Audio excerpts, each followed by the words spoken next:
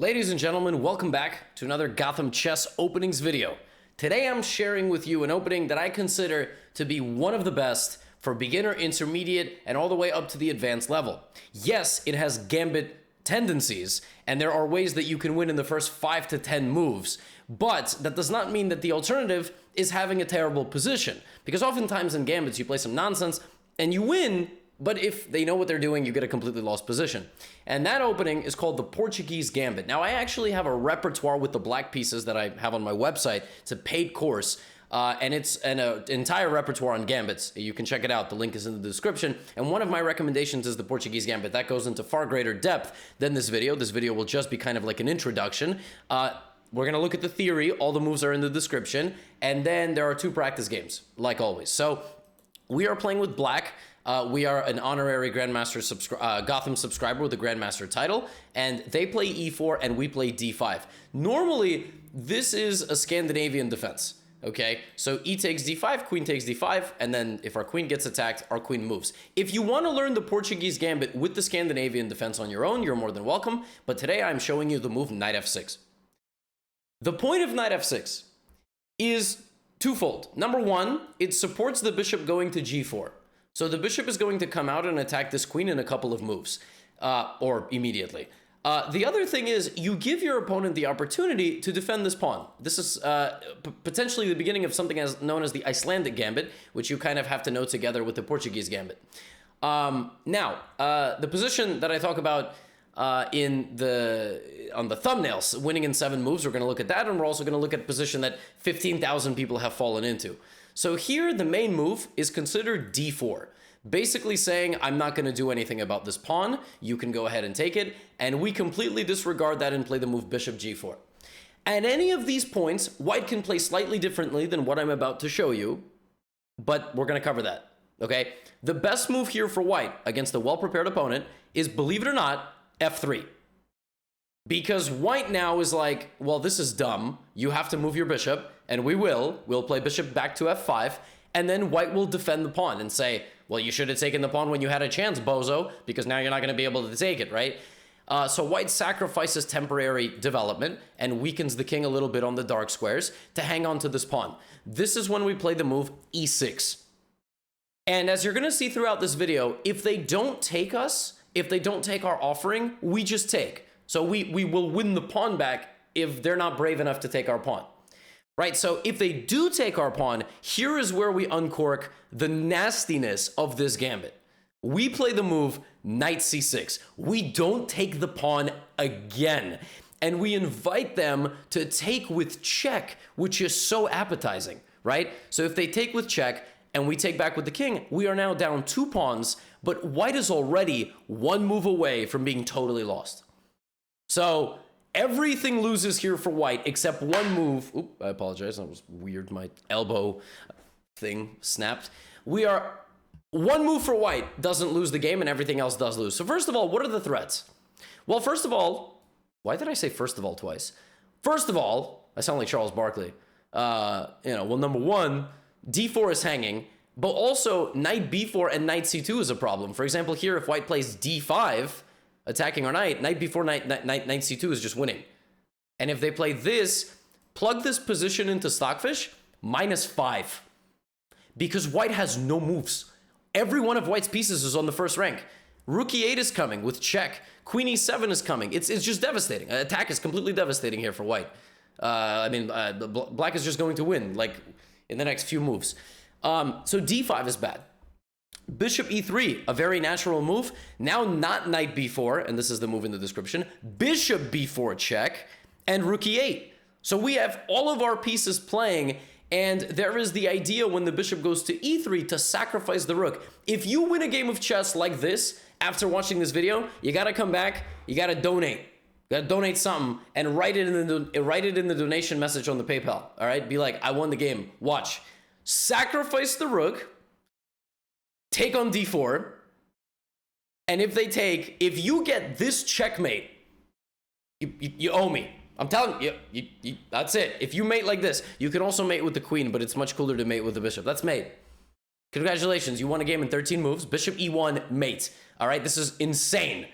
But the point is that In the Portuguese gambit, if you go all the way down the cascade of pawns, down to f7, white will lose this position. White's just going to lose. Black wins 80% of the time here. And these are such natural moves.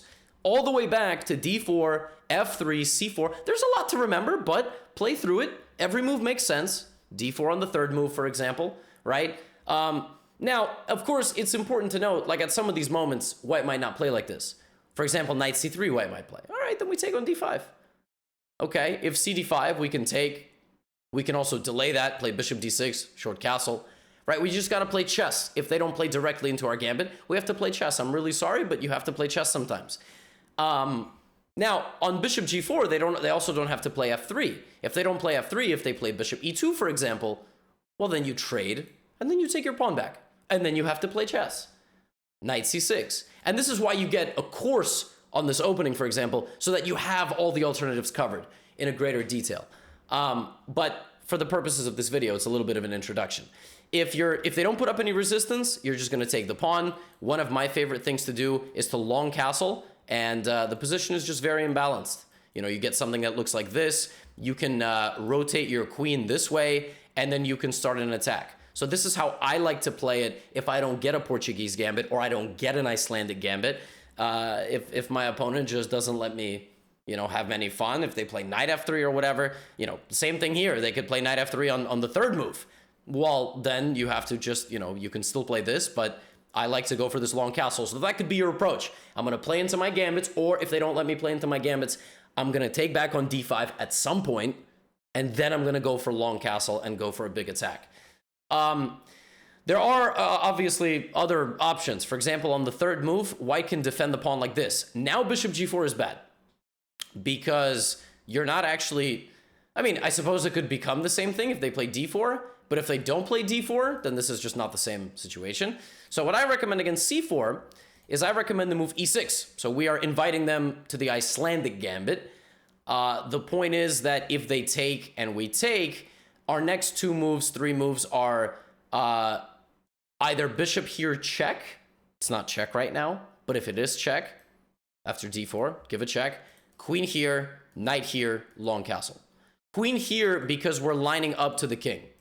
So d4, and now you're going to get the position on the thumbnail. Check, okay? Bishop blocking like this is very natural here. What I would recommend is taking queen here and then this. So something like queen e7, knight c6, long castle. This attack is very deceivingly powerful. For example, here you can still take. So that pin is still there. And then if they block, then we have knight c6, long castle, and the rooks are going to the main, are just going to go to the files here, or we'll take on c4 if they leave it there. So c4, e6 is just, if they take, they get a very unpleasant position with the bishop coming. The position on the thumbnail is this, where with the pin on the knight, we add pressure. And then a move that's been played thousands of times here from white's standpoint is bishop d2, blundering the pawn on d4, and then mate is threatened. So you're completely winning in 7 moves again. What can I say? Right? Check. And here's a way white can get a dead loss position even though material is completely equal. 10 moves, it's -5. If you let Stockfish run, the position is completely hopeless for white, even though material is equal. Because why is the king out? And you're just going to go here in long castle, right? You have to have a little bit of a killer instinct. But c4, e6, you're going to see in a practice game later that my opponent doesn't take. My opponent does something like this. Okay, if they don't take, you take your pawn back, you develop your pieces, and then you play. That is how chess works. Sorry. But the Portuguese gambit with bishop g4 is just incredible. And that is really the point of me showing you this. Bishop f5, c4, e6, and then this knight c6 idea is just so powerful. If you have any questions, because sometimes what people will do is they'll watch the video and they'll write a comment.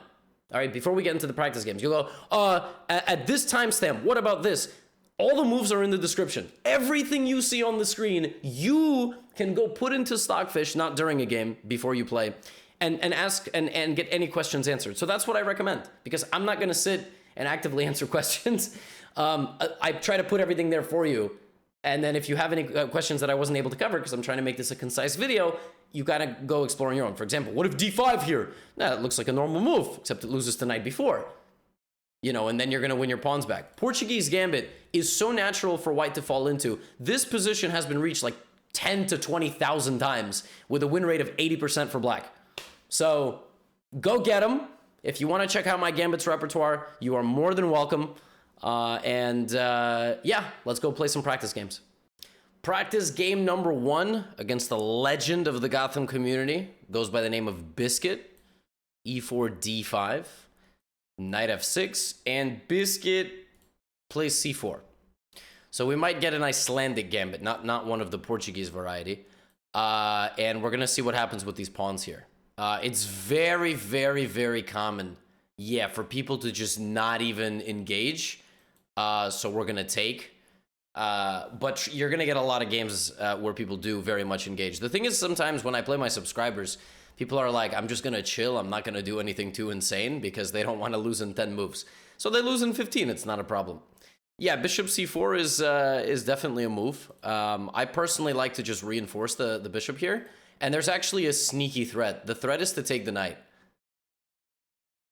Oh, not anymore. It was to take the knight because we would be attacking the queen, and then bishop takes c4. But now, not only is this defended, we're also pinned. So we have to not blunder our own knight. Like, if you play bishop b4 here, you just lose the knight completely. So I think what I'll play is, I mean, I guess I can also play c6, for example. There's also knight f4, which is an interesting move. Knight f4 is actually quite interesting. Huh. Can I begin punishing mistakes just straight out of the opening? Interesting. Queen e3 hangs a queen. And now there's 2 threats. So the threat is the bishop and the pawn. Interesting, interesting. That knight on d5 is super tricky, especially if that queen gets too close. So for example, queen e4, I can take check. Huh. I can take with check. I don't know, this is so strange. What a weird position. If queen takes, I have this. If this king f1, though, and my knight is hanging, and I can't...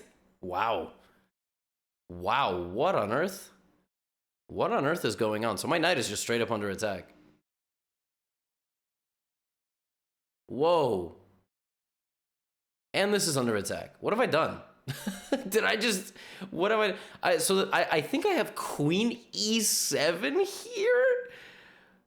Oh my. This is craziness.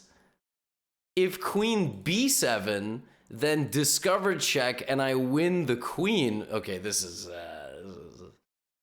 is wild stuff. Oy. I don't know what's going on. If bishop takes, then I have queen takes and we can trade queens. I also have knight takes and I can set up this trap. But I'm not gonna do that. I'm sort of tired already. So now the queen is pinned to the queen. So 2 queens on the board. Queen is pinned to the king. And the white pawn structure is split. It's of a split nature. So because it's all split, can I play knight takes g2? Look at this. Because white's pawn structure is split, I'm slightly better. Can I go here? The reason I think I can go here now is that he can't take me. And after king f1, I'll take the queen and then I'll escape. So my idea is to take the queen now and my knight can escape out to h4. I can also very, very quickly, I think, develop my bishop with a tempo. And maybe I don't have to escape. Maybe I can just castle long. Yeah, I like long castle because my rook stands on the d file. Okay, I'm not trapped, but I can get trapped. So yeah, I probably should not mess up. I'm just gonna get out. I'm gonna get out. I think knights are, you know, they're valuable possessions. My opponent's playing actually quite well. I mean, 928 blitz, 1340 rapid, so a little bit more solid in rapid, so definitely an intermediate player. Both players in today's video are very strong intermediate and rapid. One is stronger than the other in blitz by a big margin, but okay, a3 doesn't do a whole lot, so I'm going to castle long. And I would like to hit this. Important to remember that when the king moves, my bishop is the bishop is hitting my knight, so I'll probably... And then maybe I can even go like this. I can corral the d4 pawn with my bishop. Okay, I have this check again. Can also go knight. I'm gonna give this check. I really like this, and I feel like if the king is white's most advanced piece, that's probably something wrong with the position. The only thing I have to be careful about is a knight coming to the g5 square. So actually, I think I'm just gonna very quickly play the move h6, completely preventing g5 access. And then maybe I will play my pawns like this. So I'll play them very aggressively, 2 ranks forward, like f5, g5, bishop g7. And it's just good to have space. It's good to have space. Yeah, I mean, you can't really complain a whole lot when you have such a nice position, I think. And I'm also in the process of getting the thumbnail made for this video, so... I didn't take, by the way, I didn't take anything because both of those pieces are pretty passive, and I would rather trade and have the constant pressure on the d4 pawn. So my next 2 moves are going to be bishop g7 and rook d8. So then I have 4 pieces targeting the weak pawn on d4. I can also kick out this bishop, but I'm just going to play bishop g7 now that bishop actually has a target, and we will pry away both defenses. So we're going to play f4, kick the bishop, g4, kick the knight, and suddenly d4 will have no guards, and then we're just going to win it. Now here, very important, reinforce the rook, and as I've been saying throughout this entire video, white's most active piece, being the king, is really not a good sign. Now f4 comes, the bishop has to go back, and then g4 comes, and then white's entire position collapses. So, yeah.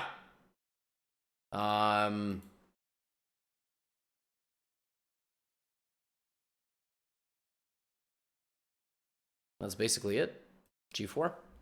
And that's the end. I mean, the d4 pawn has lost both defenders. I'm going to take with check. Now this knight has no guard either. So it's rough. And the bishop is going to have no guard. I don't have any faster mates, right? I don't think I do. Let's just take with the knight. And yeah, this is game over. I mean, the knight is going here, and the rooks will just bulldoze. So how quickly it went from bad to just devastating is often a case in Portuguese Gambit. Rook c4, knight f3, and then if the bishop moves, I'm just gonna swap the rooks, swap everything. Like bishop c3, I'll trade the rooks. I can just take this. So now I'm 2 pieces up. My king is defending my rook. And yeah, obviously, of course, when you're up knight and bishop, it's just smooth sailing to the end. And time is, of course, there's not a whole lot of time on the clock. We will take a quick look at the chaos of the opening. I got a little bit, oh no, I got a little bit too fancy for my own good. So check. And the king is going to the back rank, rook and bishop teaming up. The fastest way to win this position is to get 2 rooks on the last rank. So something like rook takes h2, and maybe even bishop b2, something like this. Force the king away, and just kind of threaten mate. Now, my opponent can make this very annoying and go to the back rank, which they should do. Yeah, I'll push a pawn. You don't really have to do a whole lot here. I'll push the pawn. I'll push the other pawn. I'll push the pawn. I'll push the pawn. Push the pawn. And maybe we can get a pawn mate. I'm going to put my rook here. No stalemate. Going for pawn mate. That's what we're doing. Looking for a pawn mate. Hopefully they let me do it. Yay! Pawn mate. Okay. I mean, there was a lot of ways to win. But, yeah, I mean, e takes... This is one of the lines. It's not very good for white, but it's very playable. And knight f4 was one of the moves. Apparently, I could have gone here. What? Knight h4, but I thought queen... Oh, wait, but I thought takes, and queen b7? Oh, well, the computer just thinks I'm better. Interesting. So, yeah, I thought king f1 looked a bit scary. This was my original idea, takes, and then I was like, well, I'm just better here because I'm not going to lose my rook. But...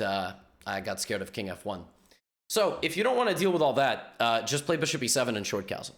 That's really the recommendation that I was going to play, but I thought knight f4 was just very strong.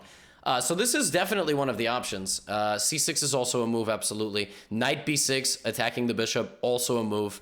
Play around with Stockfish. But yeah, in general, you're going to get a lot of games where you're taking on d5 rather than them gobbling all of your pawns. But anyway, the opening was all right, and obviously analyzing the rest of the game isn't super significant because it's a chess game. You might not ever see this position again. So the opening is the most important phase. Did we get a good position from the opening? Yeah, we did. And you know, a position like this, for example, is very good for black because of the bad structure of white. So knight c6, long castle, pressure here, and position is just good. You know, position is just nice. Let's move to game number 2. All right, it's time for game number 2.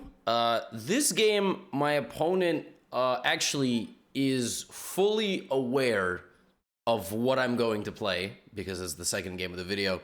So they have prepared the best line. And by prepared the best line, I mean I was like, play, you know, the best line.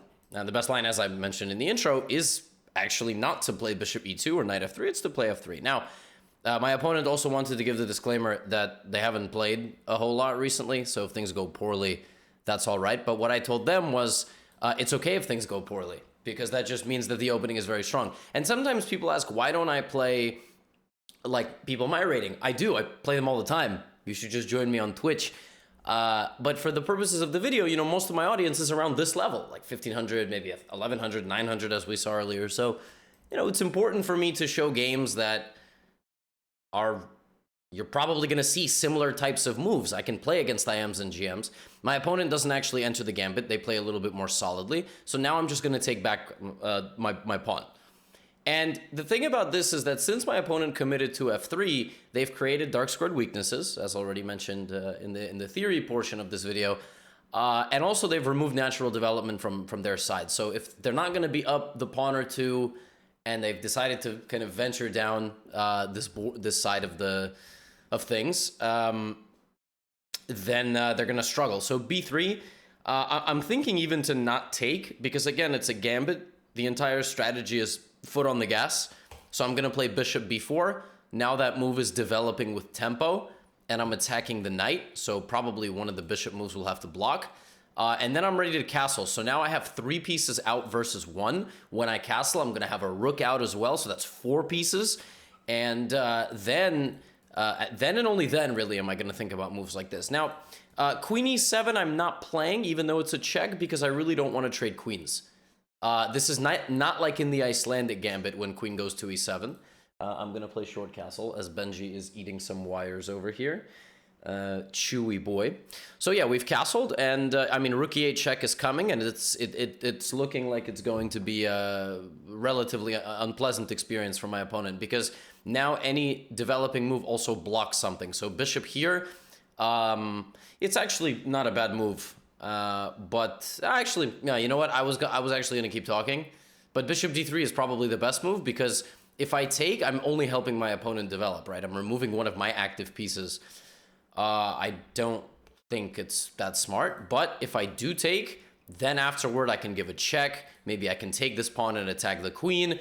At that point, I'm taking because I've castled, so now I don't care about opening the center. If I open up the center of the board, I'm going to have my queen targeting this. I'm going to have this. Yeah, and bishop d3 is played, so my opponent is trying to kind of fight back here, not just get overwhelmed. Yeah, bishop d3 is actually a very decent move, and I wonder if I should have done something differently, which we will analyze later. Rook e8, there's just knight e2, and somehow white is getting consolidated. So I'm going to take, and my next move is going to be knight c6. I think maybe it's going to be dc4. Maybe it's going to be dc4. I think I'm going to go with d takes c4. I'd like to open up the board. If I give my opponent a couple more moves, they're going to consolidate, and then they're going to be fine. And even though I'm going to have an okay position, I won't have an opportunity to win the game like you do in, you know, some of these gambits. But actually, white is all right. I really got to take a look at maybe what I did. Oh, I see. I have a tactic here. I do have a tactic. Okay. This is now under attack. This was my entire idea. If d5, of course, just we keep jumping in the middle. I'm expecting knight e2, but it is also possible for Aki to play long castles here. And yeah, I might have just, wow, and they plays it crazy. All right, we just have a game on our hands, so this is good. I must have made a slight inaccuracy to give away some of my initiative, but that's good because now you'll see how to not give it away. I'm gonna take the open file. I don't think there's anything complicated about this move. My rook is much better on e8 than it is on f8.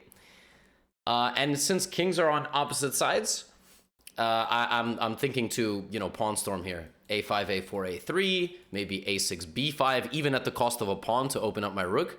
So, yeah, position is, it could have been better, I think.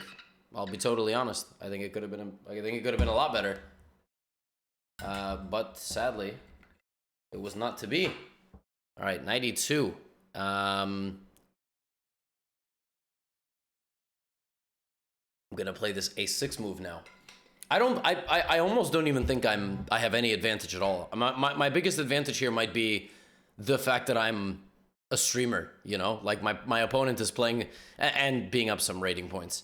My opponent is playing me and might get scared. So we got to analyze this. We got to see what went wrong here. I'm gonna play this move b5 now, I think. And this was my plan. It's always a good idea to open things up when you're on opposite sides like this. Yeah, d5 makes sense. So now knight e5 is very natural looking. And if bishop takes, rook takes.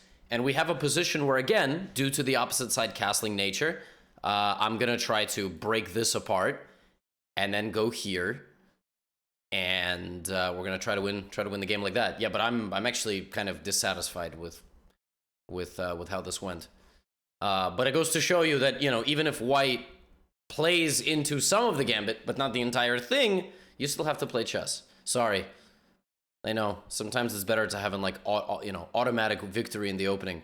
So, eyes here, threat is to take the pawn, and my opponent's time is obviously running a bit low. Also, they might play a lazy move like here and totally not realize that the knight is hanging at the end, which could happen. But our next move is to take on c4, and then the queen side is going to open up. And then we're going to analyze the game real quick and see what happens. See what we did wrong. A, B, A, B. Oh, but now, yeah, now this is a problem. White just simply does not have enough pawns in front of their king. You see how my king has 3 pawns in front of it. And very good layer of defense. That white king is bare. And,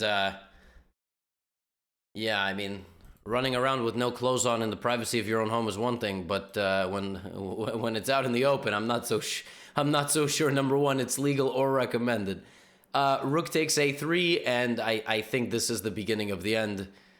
I don't know if my opponent will be able to bounce back. I mean, I have 19 points of material ready to attack, and of course there's only 15 seconds on the clock, which makes it even worse. Rook a1 should just win the game. King b2, it's actually mate. Opponent just resigns. So, okay, even though we didn't play the opening, the best way, it's important to analyze what we could have done better. Now, I'm sure bishop b4 is definitely the best move. What should I have done here? Okay. So this was all good. Everything I did was correct. Wait, I played even dc4 is considered wait, this is also the best move. What? Knight c6. Interesting. So even here, it's minus 1.5. I was so negative. I really thought I messed up. Wait, that's crazy. And rook e8 and a6 and b5 is all the best moves. Wait, I just actually... That's so crazy. This is why you have to stick around for the analysis. Computer says it's almost -2 here. So everything I did was right. Wow. I'm mind blown. Wow. So... talk about power of the opening. There you go. Aren't you happy you made it this far in the video? Wow. So everything I did was correct. I mean, literally everything. I took, yeah, the computer wants check, and then block, and then take. So everything I did, opening up the position only when my pieces were ready to go and I was castled, was right. And due to the opposite side castling, this little idea to open up the position was right. And then if anything, I would have, you know, blockaded the center, and then I would have played b4 and kept my attack going. So, wow. Go Portuguese Gambit. I mean, that's amazing. I actually was kind of unhappy with my treatment of the position, and it turns out that I played all the best moves. So there you go. You have the moves in the description. Once again, as I said in my intro, if you want to get like a much more in-depth repertoire of gambits, then you have my gambits course. Link is in the description. And yeah, use some of these ideas, and happy hunting, as I always like to say in these opening videos. Moves are in the description for you to play around with. I'll see you in the next video. Get out of here.